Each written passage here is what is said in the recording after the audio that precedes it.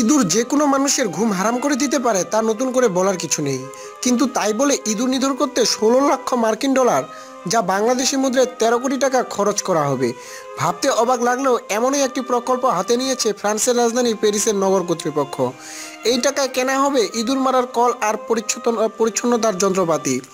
BBC জানায়, শহরটিতে এই মুহূর্তে মানুষের সংখ্যার দ্বিগুণ ইঁদুরের বাস। ফলে যন্ত্রণায় অতিষ্ঠ নগরবাসী।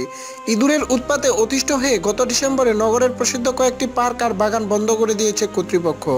এখন বাধ্য হয়ে ইঁদুরের বিরুদ্ধে যুদ্ধ ঘোষণা করেছে নগর কর্তৃপক্ষ। জার্নাল দু দিমানসে এক সাপ্তাহিকের দেওয়া সাক্ষাৎকারে মেয়র এন হিগালগো বলেন, ইঁদুর মারার ফাঁদ কেনা এবং শহরের রাস্তাভর্তি সিগারেটের শেষাংশ পরিষ্কার করে এখন নগর কর্তৃপক্ষ ১৬ লাখ মার্কিন ডলার ব্যয় করার পরিকল্পনা করেছে। সেই সঙ্গে শহরের রেস্তোরাঁ এবং আবাসিক ভবনগুলোর প্রবেশমুখে আর বের হওয়ার পথে বেশি করে অ্যাশট্রে বা ছাইদানি বসানোর জন্য কর্তৃপক্ষকে আদেশ দেওয়া হয়েছে। বলা হচ্ছে, ছাইদানির অভাবে লোকে সিগারেটের শেষাংশ রাস্তায় ফেলে, আর তাতেই ইঁদুর বাড়ে। প্রসঙ্গত, প্যারিসের জনগণ এত বেশি ধূমপান করে যে অন্যান্য আবর্জনার সাথে বছরে কেবল ১৫০ টন সিগারেটের শেষাংশ কুড়িয়ে ফেলতে হয় পরিচ্ছন্নতা কর্মীদের।